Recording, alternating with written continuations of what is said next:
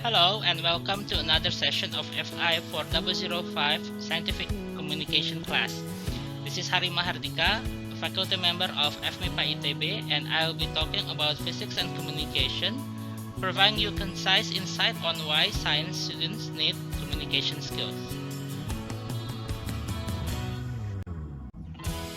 Firstly, let's talk about how physicists do their job in actual working environment. They decide to do research on particular topic of interest.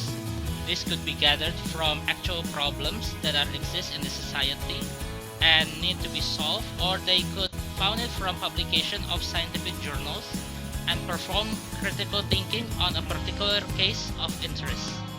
After they decide on a research subject, they would persuade a funding agency to give them money to do research.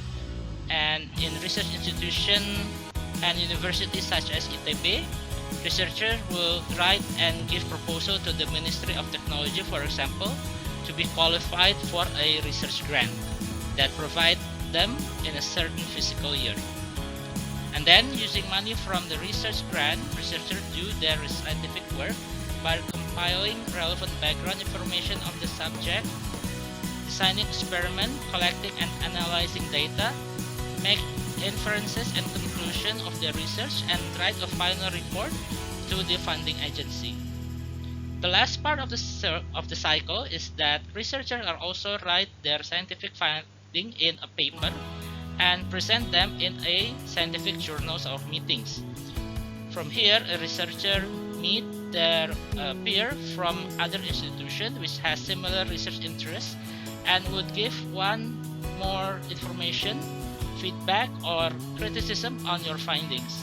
So from that point, the circle or the cycle continue to move since you gather more information on how to improve the study that you already done in the previous cycle. Notice that doing science is only one of the stage in this process. The important elements are persuasion to give funding, persuasion that conclusions are correct, communication of result and conclusions. The work cycle that is mentioned in the previous slide is also true for people who work in the professional settings, because they plan a program, they persuade a board to support the program, and then they're going to execute the program, and then they're going to write reports explaining their result to the rest of the company, get feedback, and develop new ideas for improvement or new action program. Therefore, as you become more mature scientists, you need to continually develop these skills. Firstly is the verbal skills, where with verbal skills you could present your work result and persuade the audience that you have the right interpretation that would beneficial to them.